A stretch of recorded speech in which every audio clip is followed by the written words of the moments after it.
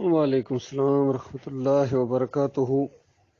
اس طرح کے بیان سن کے جتنا بھی اللہ کا شکر ادا کیا جائے کہ مالک نے ایمان کی فہم اور فراست عطا فرمائی ہے، اور باقی دلائل جو ہیں نا ہر ایک کے پاس موجود ہیں، ہر فرقہ ہر جماعت انفرادی طور پر، تاکہ وہ لوگ بھی دلائل دیتے ہیں جو کہتے ہیں اللہ ہے ہی کوئی نہیں، اور نعوذ باللہ اسلام ایک جھوٹا دین ہے۔ ان کے پاس دیکھیں اپنے اپنے دلائل ہیں، ہندو ہیں، سکھ ہیں، عیسائی ہیں، یہودی ہیں، پھر مسلک پرستوں کے اندر کتنے کتنے مسلک ہیں، آپس میں لڑتے جھگڑتے ہیں، دلائل دیتے ہیں، اور سب قرآن کی آیات اور حدیث کو پیش کرتے ہیں اپنے اپنے مزاج کے مطابق۔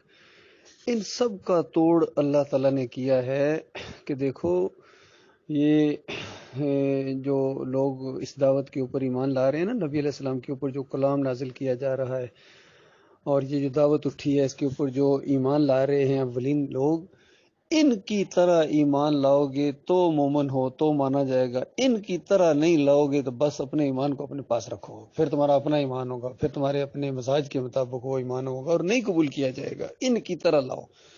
اسی لیے اللہ نے پابند کر دیا ہے۔ اور یہ بڑا زبردست، کسی نے اس سے سوال کیا کہ دیکھو یہ جو دو آیتیں تم پیش کر رہے ہو، وَأَمَّا بِنِعْمَةِ رَبِّكَ فَحَدِّثْ، یہ والی، اور دوسری وہ کہ یعنی یہ جو کچھ نازل ہوا ہے، جو کچھ یہ معاملات ہیں، اس پر تو لوگوں کو خوشیاں منانی چاہیے۔ یہ آگے سے اعتراض کر رہے ہیں، انکار کر رہے ہیں، لڑائیاں کر رہے ہیں، جھگڑے کر رہے ہیں، تو یہ کرنے کی بجائے ان کو تو خوش ہونا چاہیے تھا کہ یعنی مرنے سے پہلے ان کو اللہ تعالیٰ نے کتنا زبردست یہ کلام ان کے سامنے آ گیا، ایک نبی آ گئے جنہوں نے عمل کر کے دکھایا اور ان کو اللہ کا بندہ بنایا، اور چند دنوں کے بعد کیسی خوشخبریاں ہیں ان کے لیے کہ ان کو جنت کی کتنی بڑی بڑی بادشاہتیں ملنے والی ہیں اس ایمان اور عقیدے کی وجہ سے، اور کتنے برے انجام سے اللہ تعالیٰ نے ان کو بچا لیا ہے کہ اگر اس بات کو نہ مانتے، مومنوں کے اندر شامل نہ ہوتے تو ان کو جہنم کی آگ کے اندر ہمیشہ رہنا پڑتا۔ تو بتائیے جب یہ ساری باتیں اللہ تعالیٰ نے کھول کے بیان کر دی ہیں تو اس بات کے اوپر خوشیاں منانی چاہیے یا پریشان ہونا چاہیے، آگے سے لڑائی جھگڑا کرنا چاہیے؟ ایک اور موقع کے اوپر چونکہ قرآن کی بعض آیات دوسری آیات کی تفسیر بیان کرتی ہیں، تو جب ساری آیات کو سامنے رکھا جائے گا تو پھر معنی مفہوم صحیح طرح کھل کے سامنے آ جائے گا۔ دوسری جگہ بتایا کہ مومنوں کی جان اور مال اللہ تعالیٰ نے جنت کے بدلے خرید لیے ہیں۔ سورہ توبہ جو آخری سورہ گویا ایک پورے قرآن کا خلاصہ نازل ہوا ہے، تو اللہ تعالیٰ فرماتا ہے مومنو خوشیاں مناؤ، یہ کیسا زبردست تم نے سودا کیا ہے۔ آفر تو سب کے سامنے تھی، سب کو آفر دی گئی تھی کہ یہ معاملہ ہے، کون ہے جو آگے بڑھے، اللہ کے اوپر ایمان لائے اور اس کے بعد اللہ کے ساتھ ایسا سودا کرے، ایگریمنٹ کرے کہ اپنی جان اور مال اللہ کی مرضی کے مطابق خرچ کرو، اور پھر اس کے بعد مرنا تو بہرحال سب نے ہے، مرنے کے بعد ایسی جنت ملے گی۔ تو اگر تم صحیح معنوں میں مخلص ہو اور سچا تم نے وعدہ کیا ہے تو پھر اس کے بعد گویا خوشیاں مناؤ کہ کیسا زبردست تم نے سودا کیا ہے، اور جم جانے کا اگر تم نے عزم اور ارادہ مصمم کر لیا ہے کہ تم نہیں ہٹو گے، اس بات سے پیچھے نہیں ہٹو گے، جان لڑا دو گے، جان دے دو گے لیکن پیچھے نہیں ہٹو گے، اگر یہ تم نے فیصلہ کر لیا ہے تو کیسا مبارک فیصلہ ہے۔ اب بس ختم مسئلہ، پھر اللہ کے اوپر جب ایمان لے آئے ہو تو اس کے بعد مالک کے اوپر بھروسہ رکھو، وہ تمہیں اجر دے کے رہے گا، وہ اپنے وعدے کی خلاف ورزیاں کرنے والا نہیں ہے، اور یہ ایسا وعدہ ہے جو تورات میں بھی تھا، انجیل میں بھی تھا، اور ابھی تمہارے سامنے مومنو جو قرآن نازل ہو رہا ہے اس کے اندر یہ وعدہ پھر دہرایا گیا ہے۔ تو اس میں کون سی ایسی بات ہے کہ حالانکہ جو چیز کہی گئی ہے وہ بظاہر تو بہت ہی عجیب لگتی ہے، کیسے کہ یہ 10 20 50 سال کی زندگی یہ صرف اللہ کی فرمانبرداری میں لگا دو، اور اس کے بعد ہمیشہ ہمیشہ ہمیشہ کی جنتیں، زمین اور آسمان جتنی بڑی جنتیں، اتنی بڑی بادشاہ تمہیں دے دی جائے گی، اور پھر جو تم ذہن میں لاؤ گے وہ حاضر کر دیا جائے گا، جو تم مانگو گے بادشاہ تم بن جاؤ گے، ہر تمہاری خواہش بال برابر بھی وہاں ٹینشن نہیں ہے۔ تو ایسی بڑی چیز اور ہمیشہ ہمیشہ کے لیے دوبارہ پھر کوئی امتحان نہیں، پھر نہ نمازیں ہیں، نہ روزے ہیں، نہ زکوٰۃ، نہ حج، کوئی چیز نہیں ہے، بس عیش کی زندگی ہے، لگژری اور مزے مزے کی زندگی ہے۔ تو بظاہر ایسا لگتا ہے کہ یہ تھوڑی سی چیز دے کے، اور وہ بھی اللہ ہی کی دی ہوئی ہے کہ اپنی نہیں ہے، تو یہ تھوڑی سی چیز اللہ نے مانگی ہے اور اس کے بعد اتنا بڑا انعام، اتنا بڑا انعام، تو عقل تو حیران ہوتی ہے۔ اس پر اللہ تعالیٰ نے کہا کہ بالکل دل تھوڑا نہ کرو، یہ واقعی یہ ہے تو بڑی بات، بہت بڑا انعام ہے، چھوٹی سی سروس کا بہت بڑا انعام ہے، لیکن یہ ہے غفور الرحیم کی طرف سے، وہ دینے والا ہی ایسا ہے، وہ اسی طرح دیتا ہے، تو لہذا خوشیاں مناؤ مومنو، بغلیں بجاؤ۔ تو یہ اس انداز سے وہاں بھی یہ بات ہے. تو یہاں بھی ان آیات کے اندر بھی اس ایمان عقیدے کے حوالے سے بات آ رہی ہے کہ اللہ تعالیٰ نے یہ جو تمہارے سامنے کتاب نازل کی ہے، نبی کے ذریعے اس کتاب کے اوپر عمل کرنے کا ایک موقع ملا ہے. اپنی آنکھوں سے دیکھو کہ اللہ کی کتاب کے اوپر کس طرح عمل کیا جا رہا ہے. تو یہ انداز اختیار کرو، اس طریقے پر چلو تو تمہارا رخ ادھر ہی ہونا چاہیے. تو یہ سارے معاملات ہیں. تو اس کے بعد تمہیں خوش ہو جانا چاہیے کہ تمہیں جو ہے اللہ تعالیٰ بہت بڑا نوازے گا، تم اللہ کے بندے بن گئے ہو. یہ بات بتائی جا رہی ہے. اب اس کو یہ میلاد کے ساتھ فٹ کر رہا ہے. تو اسی لیے اس کی گفتگو کے اندر ہی اس کا جواب موجود ہے، کیونکہ جس بندے نے اس کے اوپر اعتراض کیا وہ بڑا مناسب اعتراض کیا ہے کہ ان دو آیتوں سے جو تم میلاد کو ثابت کر رہے ہو، یہ جو آج پوری دنیا میں یہ مسلمان کرتے ہیں، کیا صحابہ کے اندر بھی کچھ اس طرح کا خیالات تھے؟ انہوں نے بھی کیا ان آیات سے یہ والا معنی لیا جو تم بیان کر رہے ہو؟ یہ بڑا زبردست نقطہ ہے. یہ اس کا جواب ہے اصل میں، کہ ان کے وہم و گمان میں بھی یہ چیز نہیں تھی. وہ تو ہر وقت نبی علیہ السلام کی عزت کرتے تھے، احترام کرتے تھے، عمل کرتے تھے.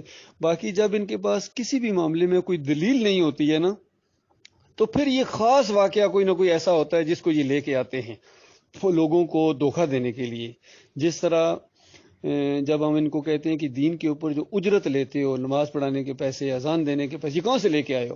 قرآن میں تو نہیں ہے. قرآن میں تو 28 آیتیں ہیں جو اجرت کے خلاف ہیں. پھر حدیث میں نبی علیہ السلام نے فرمایا اقرأ القرآن ولا تقلوا بہ، قرآن پڑھاؤ لیکن اس کو روٹی کمانے کا ذریعہ نہ بناؤ. پھر کہا کہ مؤذن ایسا رکھو جو اجرت نہ لے. کتنا زور ہے. پھر اس کے بعد صحابہ کی ساری زندگیاں ہیں، کبھی اس طرح نہیں ہوا کہ کوئی اذان دینے کے اوپر کسی کو اجرت دی جاتی ہو. تابعین، تبع تابعین، سارا معاملہ ہے.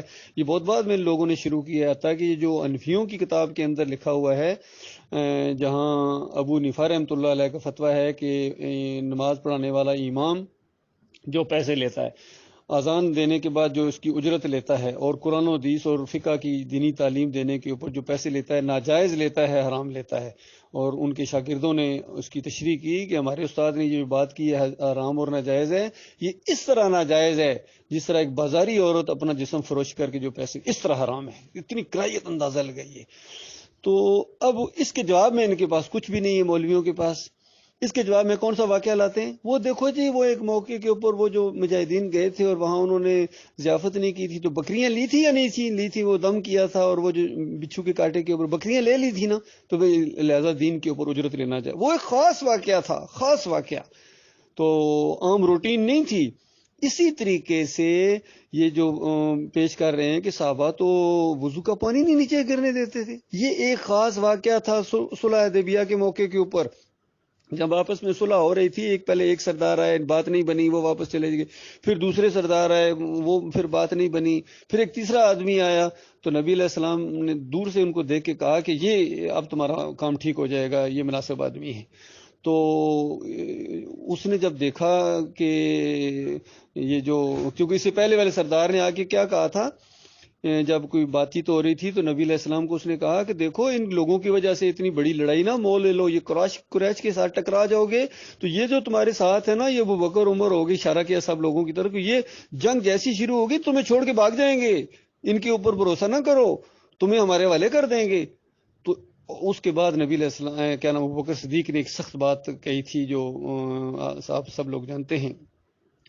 تو پھر وہ باتیں اس طرح کی کر کے وہ سردار چلا گیا. پھر اگلا جب سردار آیا نا، تو صحابہ نے وہ انداز اختیار کیا کہ پانی واقعی نیچے گرنے دیتے تھے. وہ دیکھ کے حیران رہ گیا کہ اتنی فرما برداری، اتنی عزت، اتنا احترام یہ کرتے ہیں. میں نے بڑے بڑے بادشاہوں کو دیکھا ہے، بڑے بڑے سرداروں کو دیکھا ہے، کوئی لوگ اپنے بڑے کا اتنا احترام نہیں کرتے جتنے یہ میں نے نبی علیہ السلام کے اصحاب کو دیکھا ہے. اس نے جا کے یہ بتایا کس سے لڑ رہے ہو، کیسے لڑو گے، وہ تو پیچھے ہٹنے والے نہیں ہیں، وہ تو بس مرنے مارنے پر آ جائیں گے، وہ کبھی بھی پیچھے نہیں ہٹیں گے.